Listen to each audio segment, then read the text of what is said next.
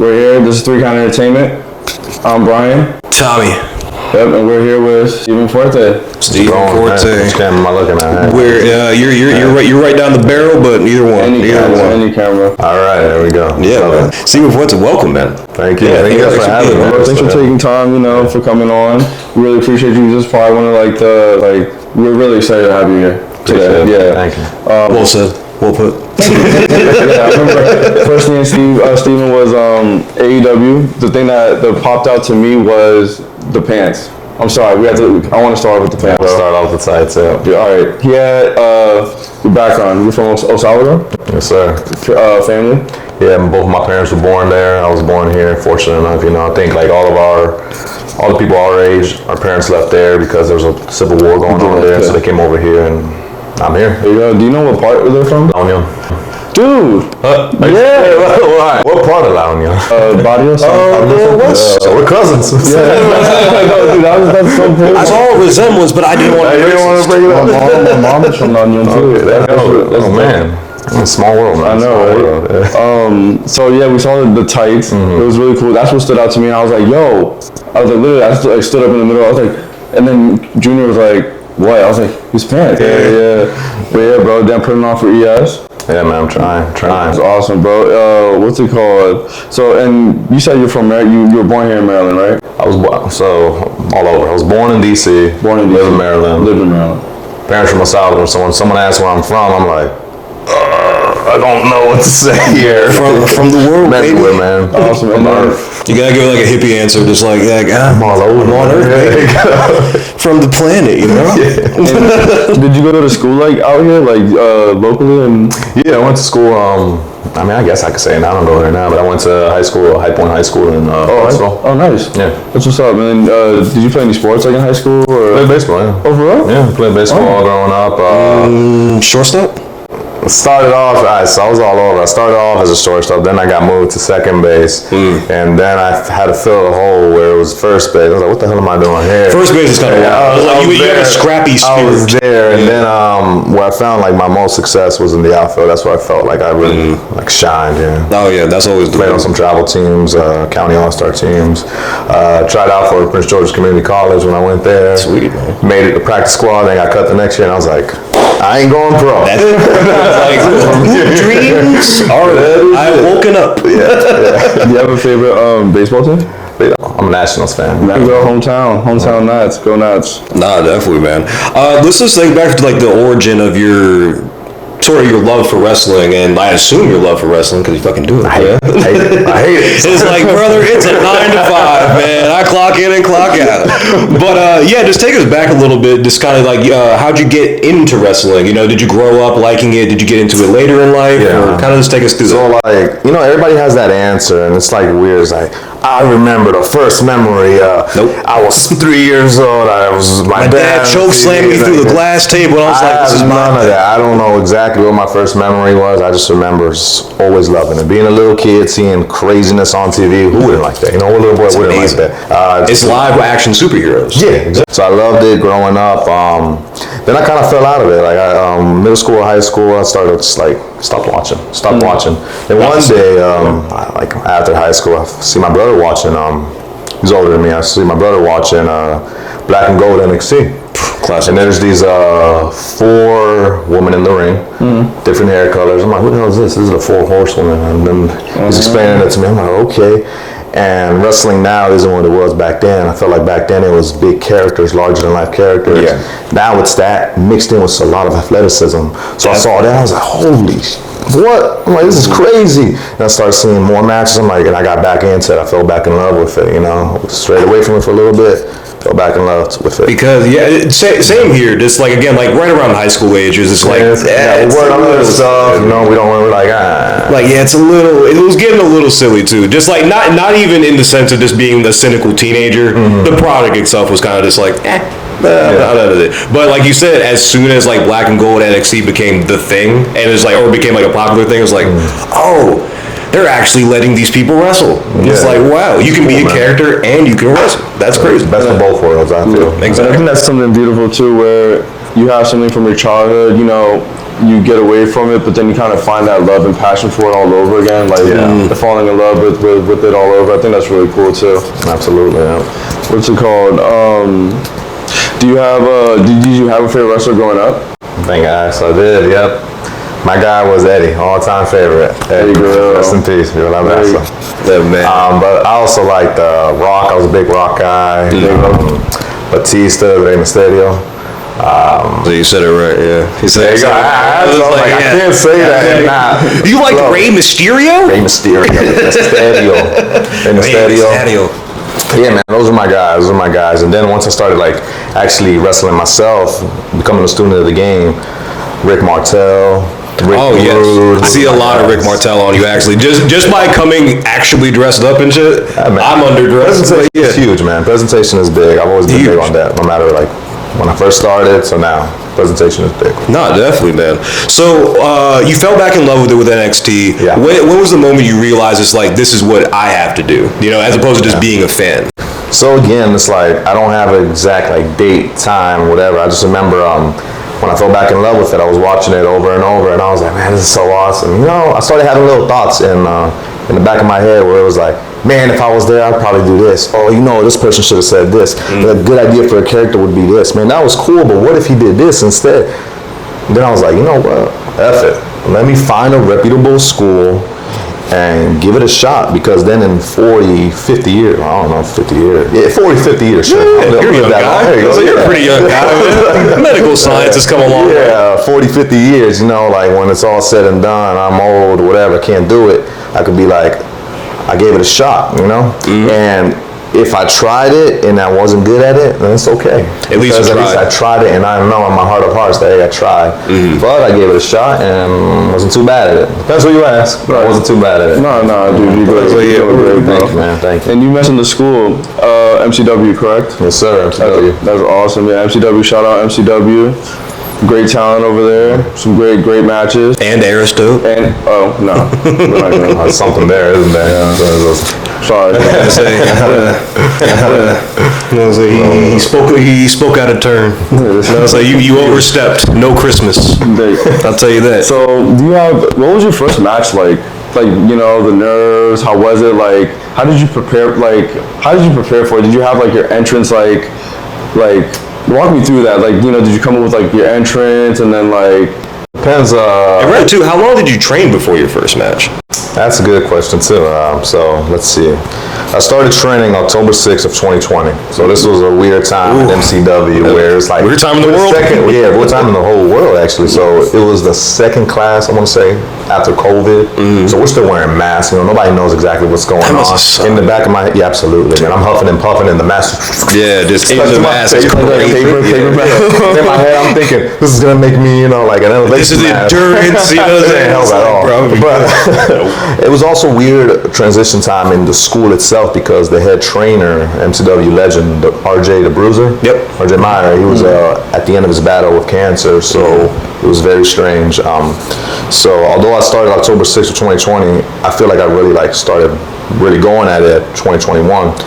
So all of 2021, about like a year and a few months, I was training. Then I finally made my debut, which was 2022, January or February maybe, in a battle royal. That's how most people get to start. Most guys, I got there. I was nervous, bro. It was just a battle royal, but I was nervous as hell. I was like, oh, I gotta throw up. Oh my God, that's my song. That's the song I sent them. Okay, I go out there, looking back at it, I cringe. I don't want to see it. Maybe I'll show you guys after, but it's terrible.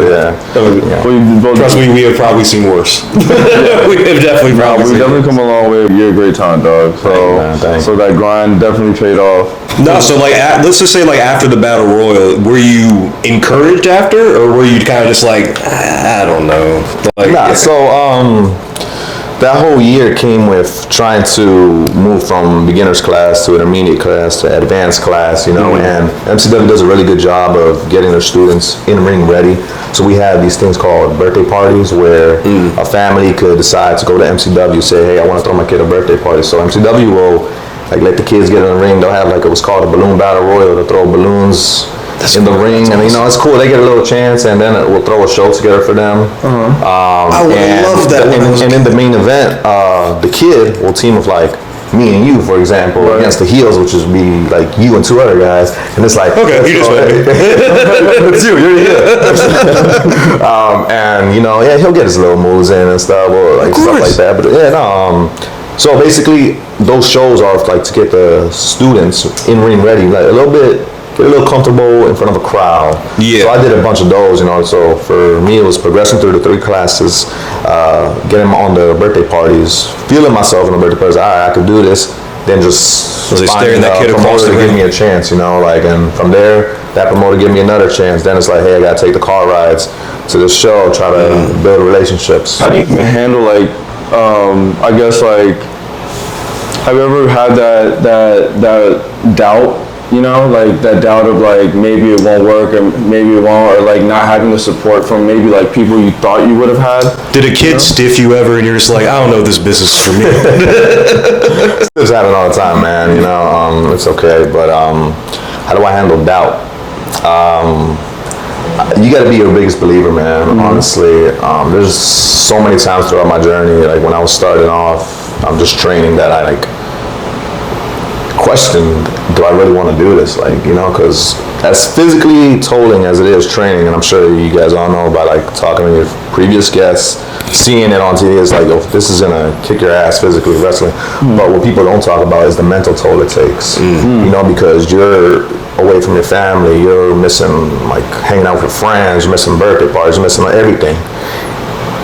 To be getting yelled at and like, hey man, you're a piece of shit, like whatever and all that stuff. Oh, you can say it. Yeah. we're not a fancy pod. Man, it's gonna come back like 5 years later. He said shit. But nah, you just gotta, when you start off, the guys that you start off with are gonna be your friends, brothers, sisters for life.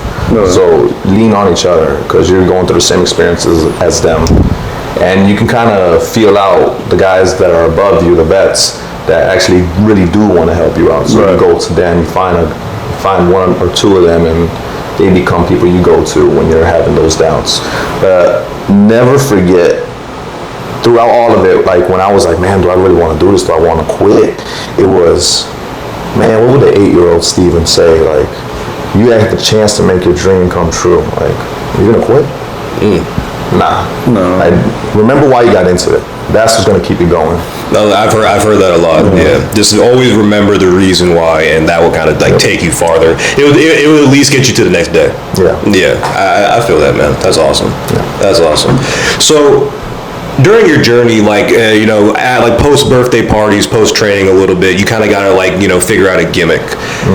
And I seen that you're doing Sigma male. You're the Sigma male. I seen that, and it made me cackle, man. It made me laugh. I'm not gonna lie.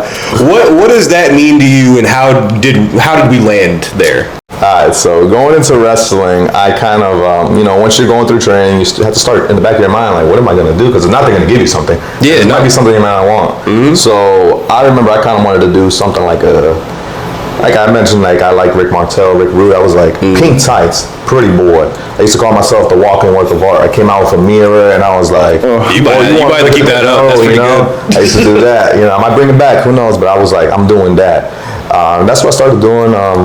Shortly after I made the Battle Royal appearance, I was like, this is what I'm doing. And at MCW, how it comes, there's this guy who came in. He was from, I want to say like Georgia, the Carolinas. Somewhere in the South. Yeah, somewhere in the South. No disrespect. But it was a jack white boy. He came in, and I was like, who's this guy? Whatever. We're doing drills and everything, and I see him. His name's Luke, by the way, LDJ. Shout out to you. We're doing drills, and I'm like, you know, I'm not going to throw somebody who's not trained or in the ring with me. We're doing clotheslines and stuff. I get lined in the face. I'm like, man, F this guy. I want nothing to do with him. Screw this. I don't want to talk to him like that. I'll work with him in the ring, like whatever. Like when we got no relationship. We're not friends. As fate would have it, MCW had an idea. They wanted to start throwing us onto shows. They were like, we want to throw you on in a tag team. Okay, with who? We're going to throw you in with Luke. Just like the guy who lined me in the face. So yeah, it's funny how fate works. But they threw us together. They were like, we're thinking of like a heelish or just a team. You know, 2 guys, kind of pretty boys. You're a Sigma male. Wait, what does that mean? Figure it out. I'm like, I don't even know this guy. He doesn't know me. So sure enough, I mean, we got to break the ice somehow. I'm talking to him. He's talking to me. Turns out we actually do have a lot in common, from what we do outside of wrestling to like who we like tag team wise growing up and everything. Nice. And fast forward, you know, he's one of my best friends in wrestling. I love him. We're still teaming in certain promotions to this day, actually. Oh, look at that. And yeah, the Sigma males, man, it was like, what the hell is that? How we make it our own. We're better than the best. We're beyond betas. We're above all these alphas. Right, yeah. You know? Now, that's kind of our thing right there. Best things walking, smoothest things talking. Hey. Oh, good. Stirring them all out right now. There it is. Oh, no, hell yeah, man. Just because, like, I guess the landscape is just like social media and stuff like that now. The alpha, alpha, sigma, beta kind of thing. Just like they're like putting names to personalities. It's not really that. But I just find it interesting. This is like, all right, well, we're better than the alpha. We're more than that. You know what I'm saying? So like, I find that awesome, man. Yeah. We really didn't like it starting off. I remember we were like, man, we gotta make it our own because there's so much we could do with it. We wanted to be called the Gentleman's Club, actually. So like, the Gentleman's Club. We come out with cigars and nice white shirts. That's something we did for a while, but then we're like, Sigma, there's so much we could do with it, man. We come out smoking Sigma Stogies. We drink Sigma seltzers. Hell, look, I got a Sigma stash right now. It's like it gets annoying, but it's like so much. No, but it's perfect because it's in your head. Yeah, but it's the same. It's the same thing it's with. Such a fun gimmick too, man. It's such a fun gimmick, Yeah, bro, because like it's sort of the same thing with, and I hate to say it, I hate to even use the name like Jay Uso, or is this like Or it's just like, oh, well, that's stupid. That will never last. And then it kept happening, and then it kept selling merch. And then, you know what I'm saying? Yeah. At some point, a Sigma seltzer will sell. Yeah. People won't even relate it to wrestling. I think people will just buy it. People wanted to buy our cigars. I'm like, I don't know if legally I can give you a cigar. Right. But if you buy this shirt, a cigar might come with it. The shirt's gonna be hooked up in a certain way. Don't bend it. I was like, keep it the way we give it to you. That's hilarious. Would you say like like your character, like your gimmick, is it like an extension of your personality, or is it something like? I like to think so, yeah, man. So are you a Sigma male? Hell yeah. There you go. No matter what I become after this, if I start wearing a mask, I become a crazy luchador. I'm always Sigma. I'll say Sigma. No, yeah, man. I think Sigma Lucha, you guys. Sigma Lucha, Sigma Luchador. I think, the best characters are usually like an extension of yourself. Like, don't get me wrong. Like, I mean, there's some characters who are the greatest heels ever, but those are the best people in real life. Right. Yeah. We're pulling back the curtain here. I'm sorry, yeah, man. When I just channel a certain part of myself and I really like turn it up. So if I'm starting off when I was the walk and work of art, the pretty bowl, the mirror. Everybody feels themselves at certain points, like whatever it is. I was like, you know what? I'm gonna really channel that. Like, I am the man. I do look better than you. I look better than half the roster. And I channeled that. With Sigma, it was kind of the same thing. Channeling that, it was a little easier actually because I had more experience. And now what I'm doing now, I just feel like I'm really just being myself. Like, I'm not trying to channel anything. I'm just like me. It's just me.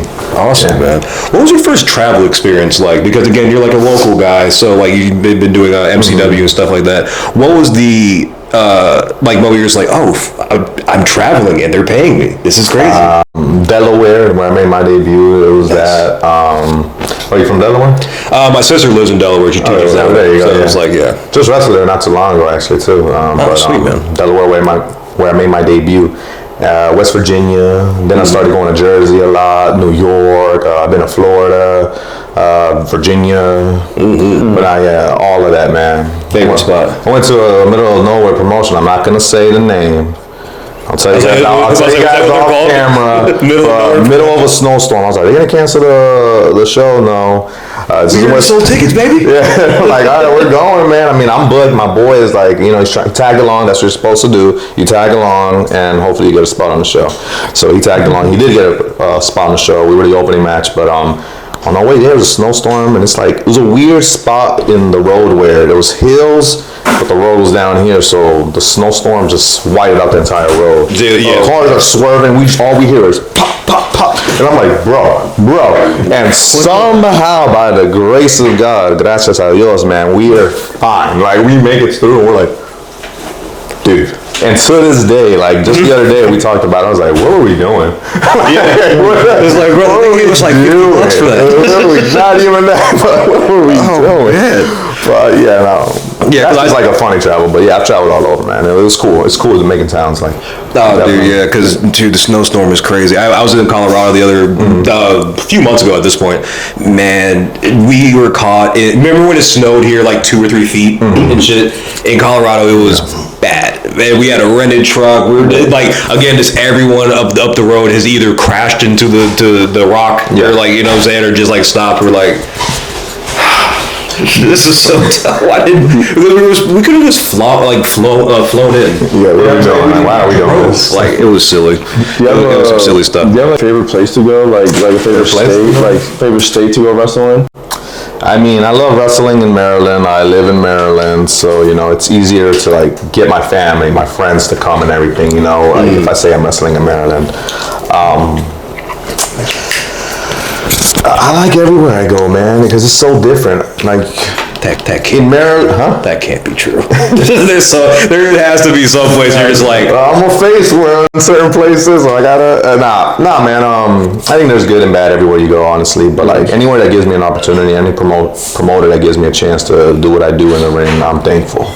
So, and the reason I love traveling is because in Maryland, I mean, you got your group of guys. I'm sure you guys mentioned that, you know, like, I'm not gonna mention any names, but you mentioned them before, and it's like I go and wrestle these guys so much, and so it's like, what else is out there? Because there's so much more out there. Hell, West Coast, the Midwest, everything like that.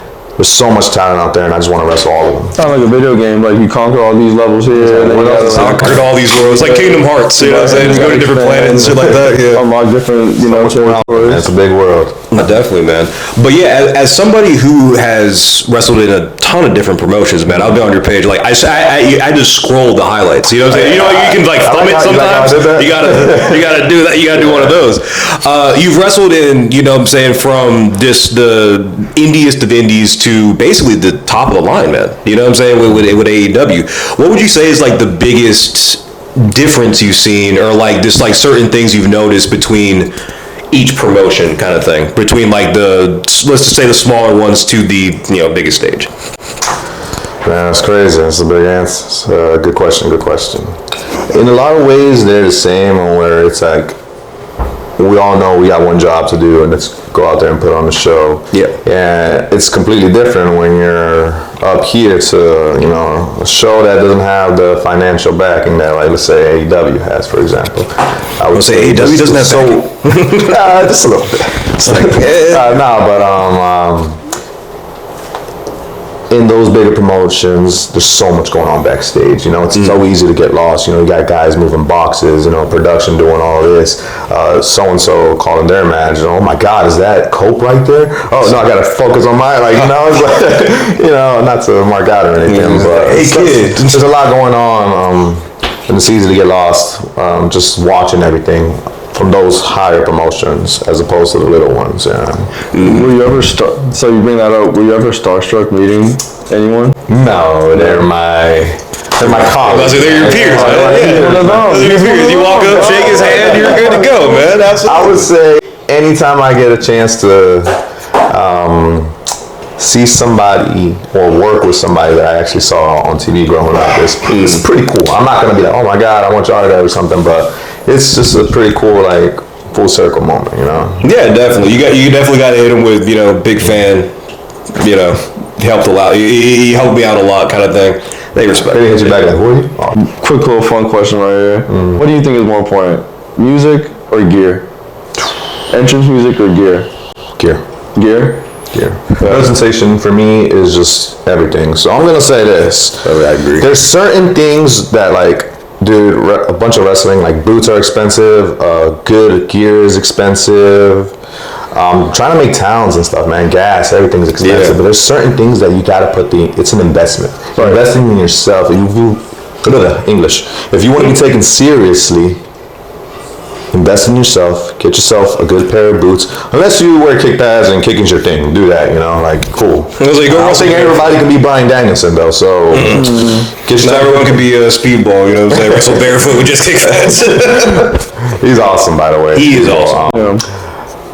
get yourself a good pair of boots. Get yourself good custom gear. When you're ready, don't go broke doing that.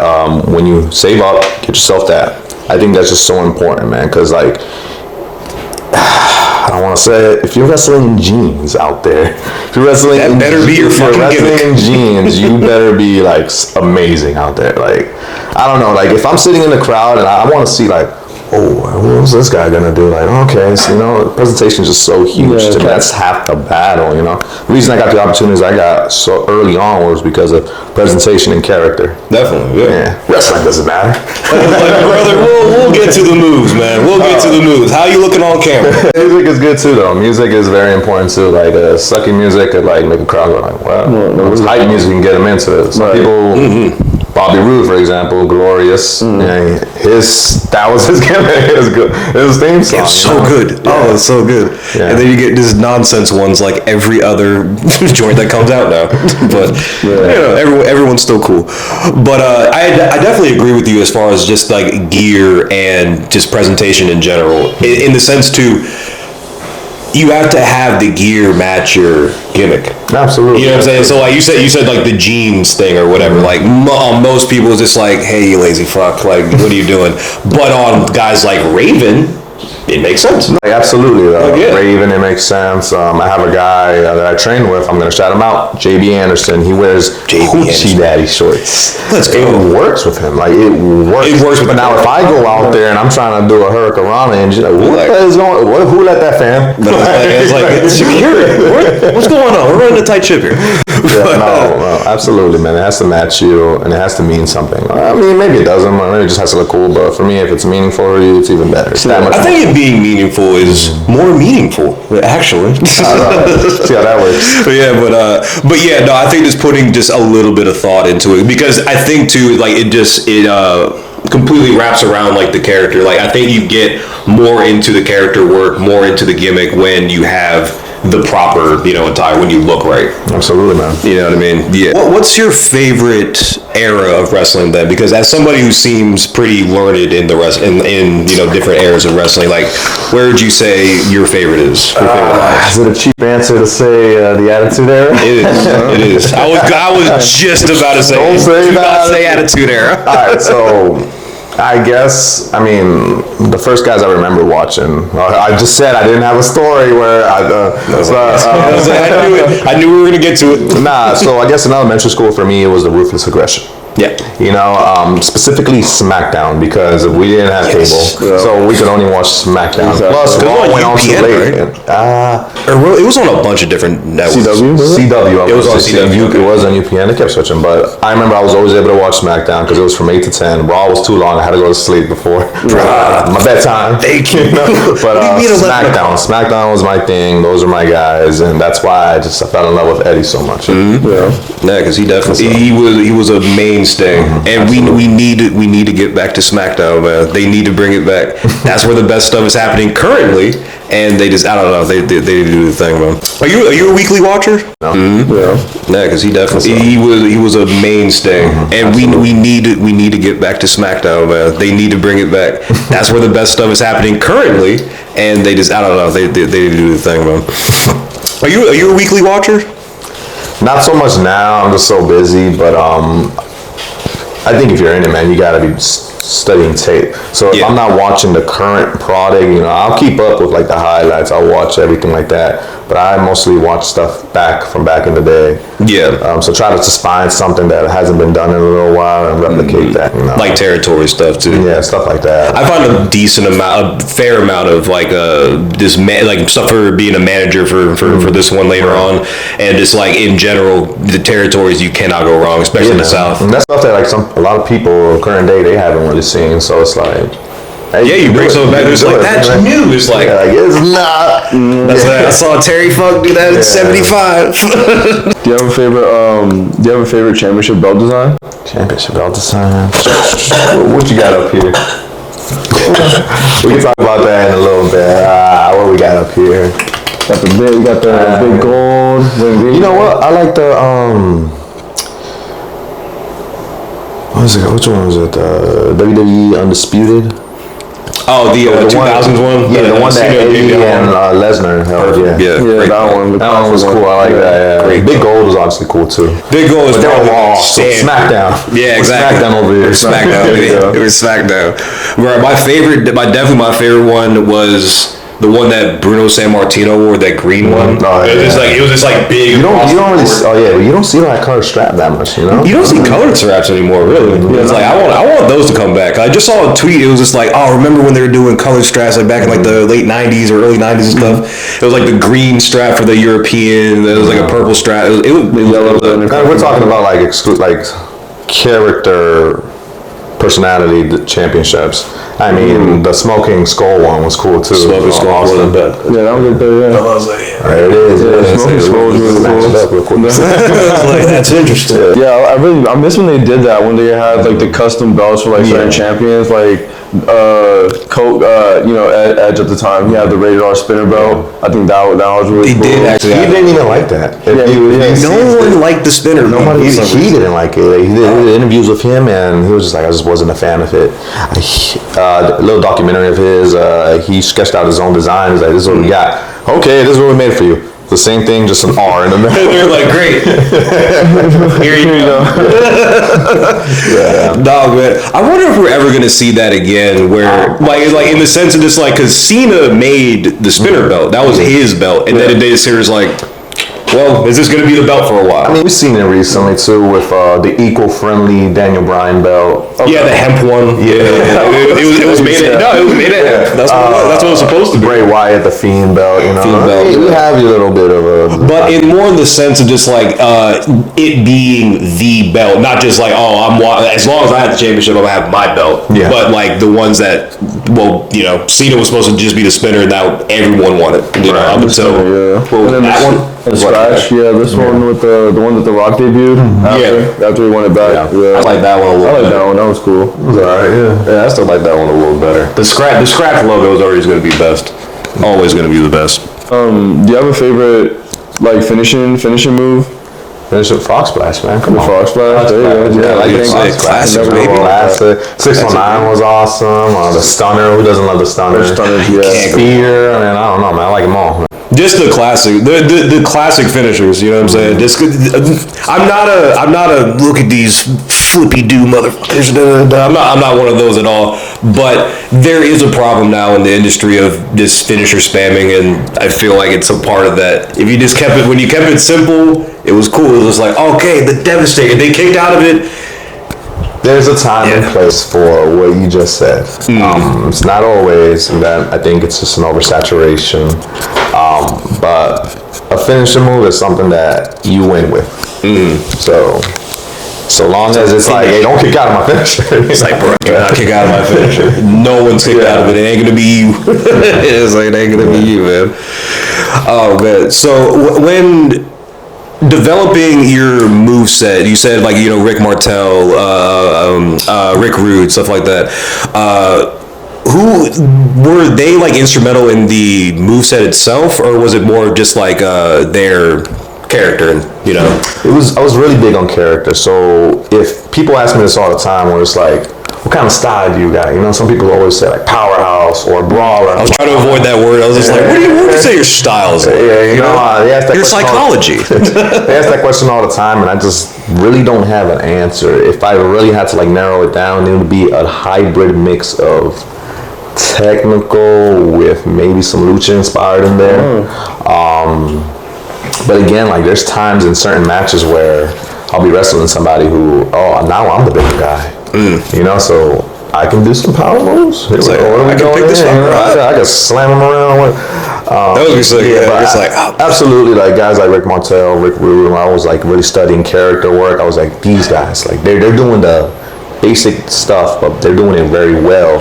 They're really technical, and they're just showing off. They're strutting it. You know what I'm saying? It's like they do the move, and they kind of just like they swagger about it. They let it breathe a little bit. I feel like. Yes, and I think that's like what makes a real star. It's being able to go in the ring, having a great character, and makes them being well-rounded. Being really well-rounded.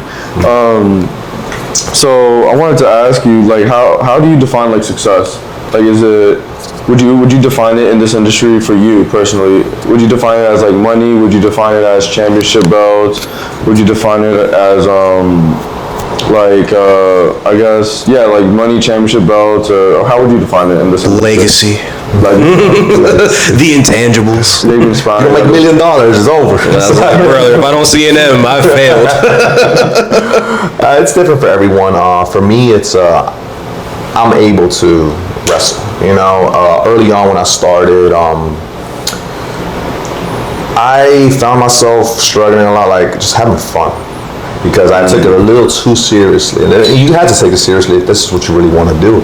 If you just want to, on the weekends go and wrestle, and that's fine. There's no problem with that, not at all. But if you want to take this seriously, you got to be serious about it. You got to be professional.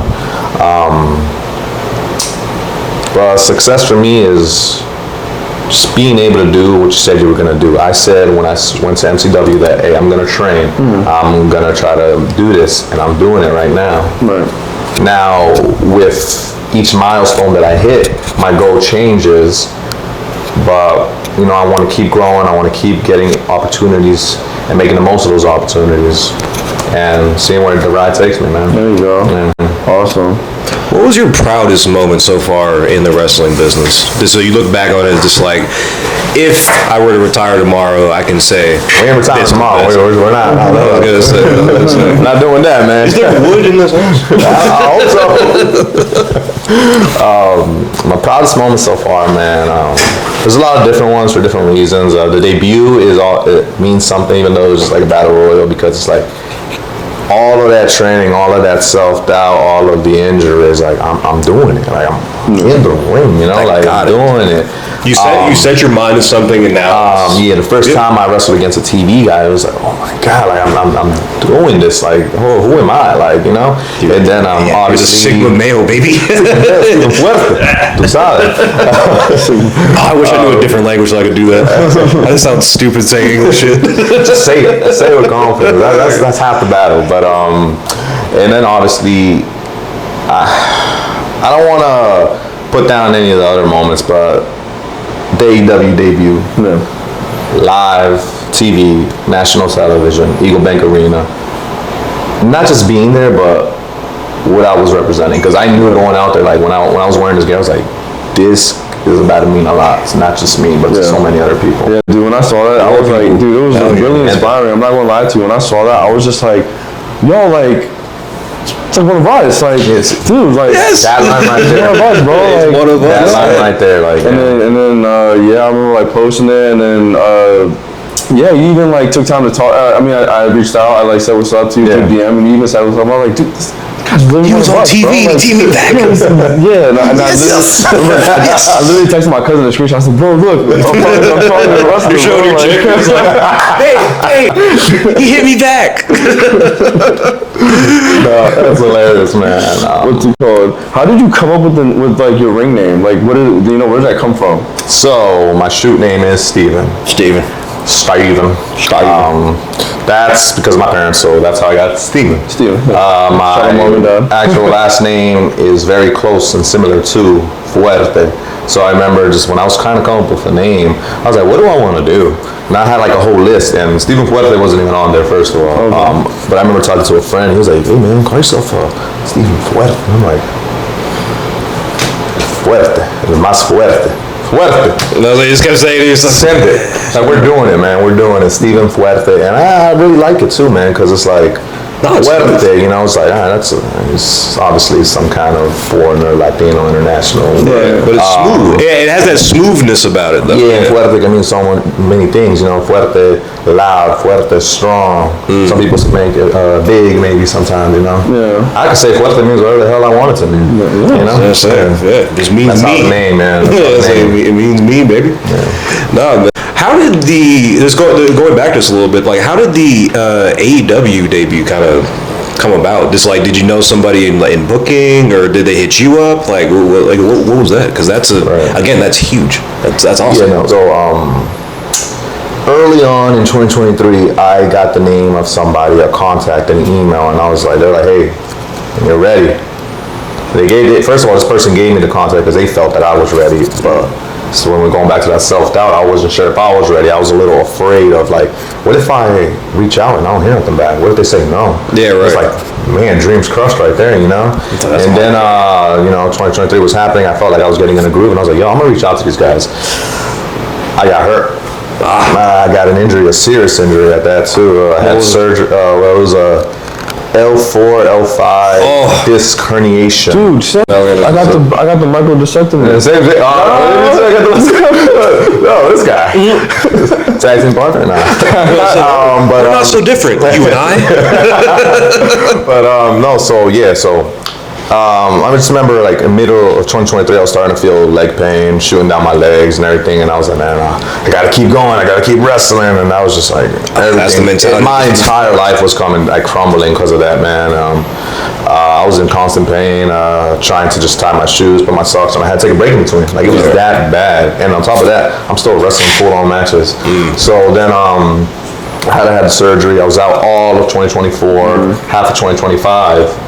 Towards the end of 24 and the beginning of 25 is when I already did my PT, and I was going back into the ring, and I was like, I'm gonna just roll around, see how things feel, and if I feel something, that's it, I'm done. I was like, yep, I was like, this sucks. But thankfully, the grace of God, I'm still here, pain-free. I take really good care of myself now. That's something I really didn't do either. After matches, like stretch out, ice, heat. Man, we're going through we're kicking each other's asses. You're going through like a car wreck, essentially. Yeah, so it's like, take care of yourself outside of the ring, man. But so I came back middle of 2025, back in it, physically. I'm trying to get my body right, so somewhere where I'm proud of it. Once I feel like I'm going in a little bit of a zone, I'm like, I'm back. I'm really doing this. Yeah. I have that email. I have that point of contact. Just doing it, we're gonna send it, because look, the worst case, first of all, what's the saying? Closed mouths don't eat. Yeah, squeaky wheel don't get grease. The answer's always no until you ask. So I was like, my mentality changed to where it was like, I'm afraid of rejection, to like, yo man, you're gonna be in this exact same spot whether they reach back or not. Yeah. So, or if they don't at least. So I reached out and I sent an email, kind of forgot about it, and I heard back. They're like, all right, we're pleased to announce you're invited, Eagle Bank Arena, Fairfax. I'm like, let's go, let's do it. Probably so hard. And I did it, I was like, we're doing it. Like, estamos haciendo. But once I was there, I didn't want to set my expectations too high, because I was like, what's gonna happen is I might be in a security spot, but that's still pretty cool. But I was like, the main goal of today, like when it came, is to network as much as possible, talk to who I can, and just learn how I can get back here more than just once. And as fate would have it, man, I was there. I was nervous, very nervous. Luckily, there was a couple guys that I knew there, but we were all nervous. We were all shitting bricks, man. But holy fuck. But you it's good being a little nervous, man. You just gotta channel. That just means you want to do well. Yeah, you gotta channel those nerves. You can't let the nerves get to you. Yeah. But so I'm just there, man. I'm taking promo photos. I throw my suit back on and everything, and our point of contact, they come up to me, they're like, you're still in Fuerte? I'm like, yes I am. I'm like, okay, I think we're gonna use it tonight against Roosh. So I'm like, yeah, that's what I was like, I got you. Yeah, no problem. She walks away.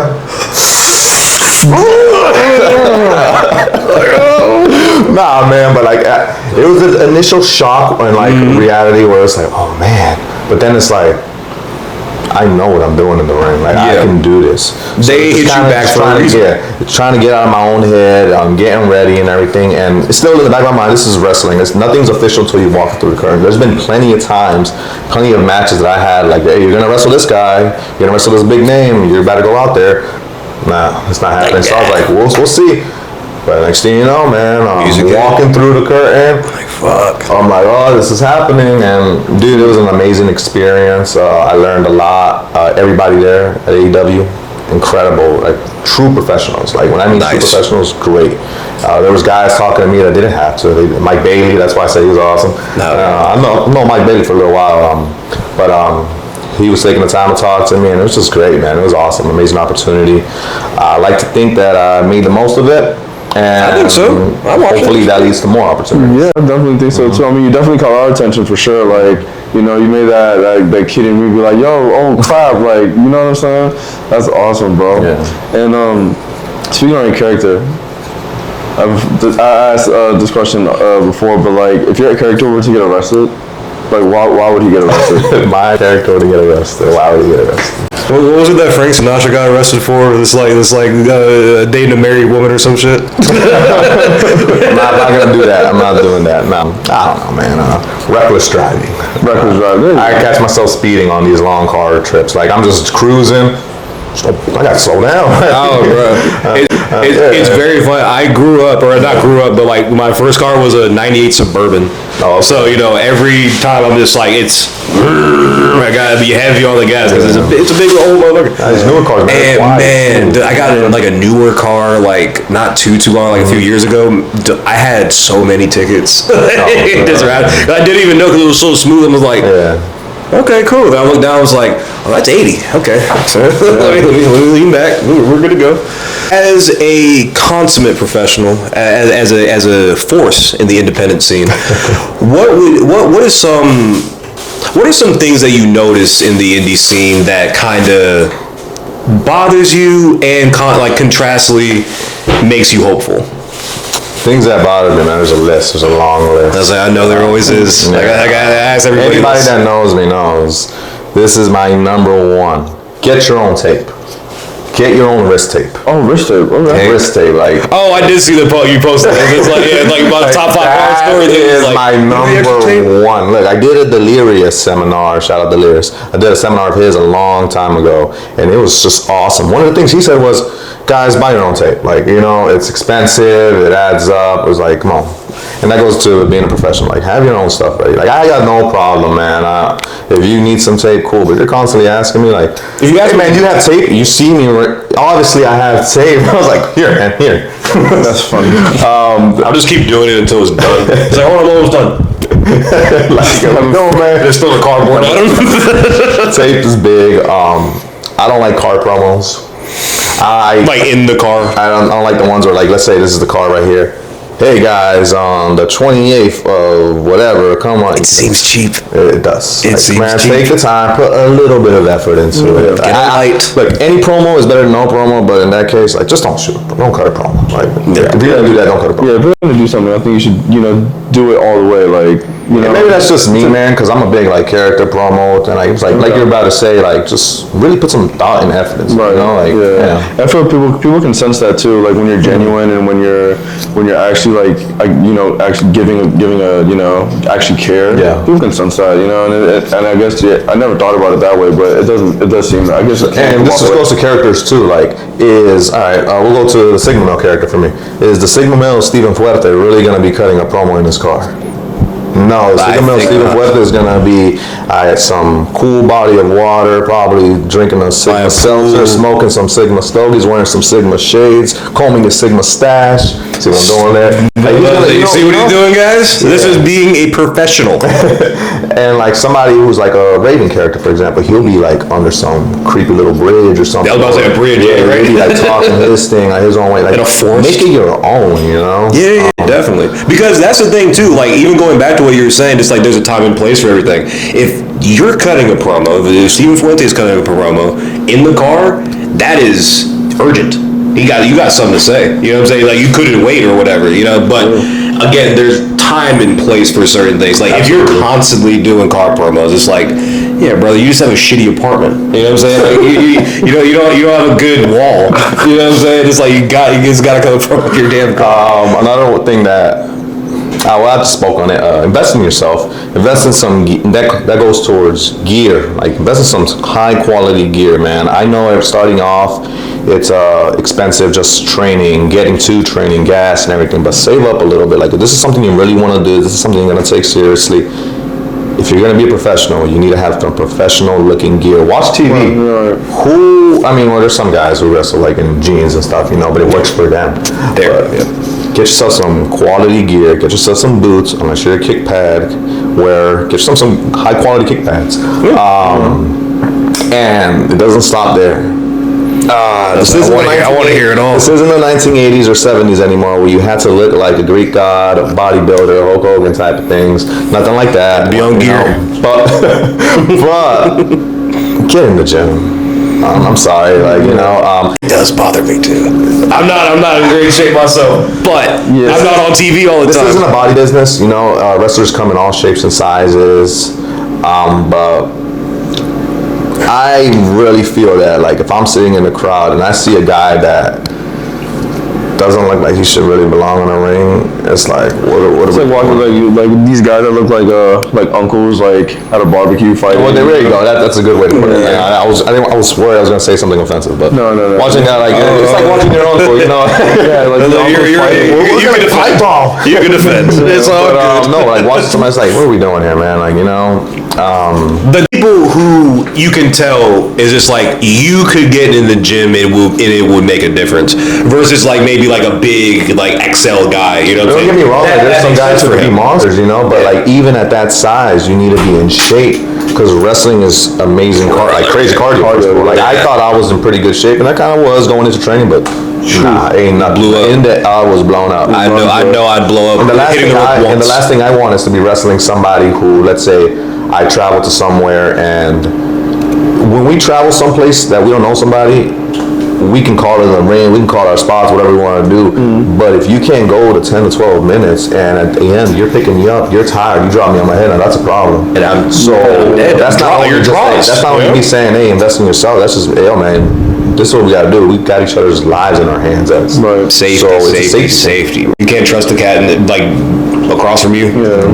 It's gonna be a bad day, bro. Yeah, it's going to be an awful. And you just owe it to yourself too to want to be like to want to. I don't know. I guess is my thing. Like as a former athlete, you know, I would want to be as prepared as possible. Current athlete, brother. Current athlete. This is the current athlete. I'm thinking about the football days, but like I would always want to make sure like I'm ready and I'm gonna give like my 110%. You know what I mean? Like I wouldn't want to go out there and be sluggish. And then also that, like, it's just like doing the 111. Our coaches say all the time, like, do your 111, just do your part, because if not, other people will get hurt, things can go wrong, stuff like that. So I can resonate with what you're saying there. Yeah, but what are some hopeful things? Hopeful things? Yeah, like things that There's no hopeful things. Everything sucks. No. Hopeful things, man. Because it's not for me, it's seeing like somebody I started off with or something, or somebody from the area. Like, let's say I travel to, I don't know, Jersey. Like, yo, man, what are you doing here? Like, trying to make sounds. Like, them trying to grow also, them taking it seriously, them trying to get their name out there. I'm like, yes, as opposed to, I won't call any names, but the 40-mile vet, the guy who never left, you know, he's a big deal in that little town, in that little state. That's it, the lifer. And there's nothing wrong with that. That's what you want to do, you know. Like, you're making a living, bro. That's going back to, like, hey, if that's success for you, that's success for you, man. Cool. But now if you want a little bit more, then there's certain steps you have to take, and that's what I like to see, man. I like to see my guys just traveling everywhere, you know. Yeah, because I definitely see that. Just again, like being more into like the indie scene and stuff. I do see guys where I'm like, all right, you're doing really well. You're going to get booked different places and stuff like that. But if you keep doing what you're doing, you're always going to be the indie guy. You know what I'm saying? You're always going to be the whatever. Maybe you should look into not doing this anymore, or doing it like this, or doing it like that. But again, if that's fine for you, bro, God bless you. You know what I'm saying? We need guys like you. You know what I mean? Yeah, but it's also like, I mean, let's say Maryland, for example. There's a lot of guys who are big names in Maryland. There's a lot of guys who have been everywhere in Maryland. You go to, what's a random state? Let's say we go to Iowa, Utah, Wyoming or something. Which one are the funny words? They're going to be like, who are you? You know, they're going to be like, who are you? Like, what do you mean? That doesn't mean nothing else. Yeah. And it's like this is such a bigger world. Like, it's a big wrestling. The wrestling's a big world. So it's like, you got to travel, man. You got to make towns. So who would you say like your number one supporter is right now? Number one supporter? Me. Myself. No, you have to it's me. But all right, aside from me, obviously, you gotta be your own biggest supporter. But big supporters, man. My girlfriend, definitely. Shout out to her. Shout out, baby. I know, yeah. So is mine. Love you, babe. She's one of my biggest supporters. My siblings, my family, which is crazy because I hid it for a little while. Like I was like, I don't want to tell nobody. And they're like, yo, man, where are you? Where are you constantly going? And then I had to tell them. So funny you were It was like coming out. You're just like, I'm a wrestler. I still love you. Why didn't you tell us? My family, they're big supporters. My coworkers, surprisingly, are. That's interesting, actually. Yeah. That's another thing. I hid it from them for a while too because I was already a young guy at work, and I didn't want them to think like he's not taking our job seriously. Takes jobs seriously, dude. But my coworkers and the guys I started off with. Like the guys that I really like started off with, I can tell they're truly happy for me. Hell yeah. You know, as opposed to like certain things that have happened for me, which are good milestones and big deals for me, I can see certain people feel a certain type of way about it. I'm not gonna shoot any names or anything, but there are a lot of names you have in your head. I know it. you said multiple times. I think it's just anything. Like people want to see you do good, but not better than them. I was gonna say people want to see you do bad. It's like not necessarily true. People just don't want you to surpass them. And I think comparison is the thief of joy too, man. So like, I mean, definitely. If you're worried about yourself, if you're just focused on you, your journey is going to be different than somebody else's. I've seen people who have started off like 1 year and then in that same year they're signed. Yeah. You know, as opposed like some other guys, it's going to take a little while, but it's easy to feel bitter or something comparing yourself to them, as opposed to just be happy. Like one of your guys made it. Exactly. And I feel like that's what it should really be. And we're going back to the AEW thing. When I was backstage, the true pros behave like pros. So they ain't worried about anything else. They're worried about their stuff, man. Absolutely. Yeah, because one of the like most inspirational people to me is DDP. You know, just like all of his great outside of wrestling stuff. But when he started, he was like 30. You know what I mean? He actually may have been older. He might have been a little older, actually. Yeah, but again, like you can become a great in the industry. You can become a great in any industry whenever you start. You know, so I feel like that's like very inspiring thing. Yeah, I just goes to like people are so afraid of what other people think. Yeah. So it's like, I don't want to do this. What is this person gonna say? Oh, what if I fail or something? What is this person gonna think? Who gives a fuck? Steven, I think you are going to be very successful in this industry. I believe so too, bro. I really do. And do you have anything like to say, like let's say to the kids in El Salvador? You know that are going to see this, potentially see this, and you have to say it in Spanish. So if you have, I wonder if you have anything to say, any words of motivation or anything to them out there. And advice, I'm very proud of being able to represent El Salvador every time I'm in the ring, every time I have the opportunity to wrestle. What I would just say is just keep chasing your dreams. Yeah. Don't let the fear of failure stop you. Right. From chasing your dreams, man. It's hard work, but you got to believe in yourself. If you don't believe in yourself, just know that 3 Count believes in you. It is, yeah. Bing, bing, bing. Well, pew, pew, pew, pew, pew, pew, pew. Yeah, for coming on, bro. Absolutely, man. We really appreciate it. This is probably one of Thank you so the dopest like interviews we've had, man. It's Appreciate really it. dope. You're very personable, very in the ring. Charisma's off the charts, bro. And thanks again, bro. And Steven, one last thing that we like to do at 3 Count is just, I'll take it back. it's just test out how certain things look on certain people. How does I'm gonna stop you there. So I know what you were about to do. I'm a big believer that if you were gonna put that on me, weren't you? I was just gonna see how it looked. I might not even put it on. I might have just held it. This across. You know what I'm saying? Maybe not even touched you. I've seen some of the podcast interviews that you've done before, and those guys just grab it like, yeah, here we go. And then beat up. When I grab it, when I hold that, I'm gonna be the winner of that. Like, I'm gonna win it. So there you go. I'm gonna hold it to that. It's a beautiful championship, but when I hold it across my shoulders, when it's When you across my hold a waist, championship- it's gonna be because I win it, because I earn it. So Fair enough, man. Fair enough. and I cut the camera so I can hold it. All right, you guys are good. All right, give me that fucking belt. Give me the fucking belt. Oh man, Steven Fuerte, man, thank you so much for coming on, brother. Yeah, man. Thank you guys for having me. Thank you. Pew, pew, pew, pew, pew, pew. This has been 3 Count Entertainment. Frosty Bryan, that one, Tommy listen. Tynes, June in the cut because he's sick. Everyone pray for June. He's doing better. But yeah, we'll see you guys next time, man.